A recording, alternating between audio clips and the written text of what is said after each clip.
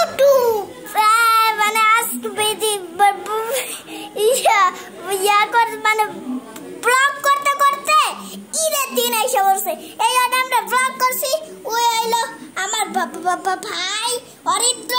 আর আপনাদের আমরা ভিডিও দেখাই মানে ফ্যামিলি দেখাই আছে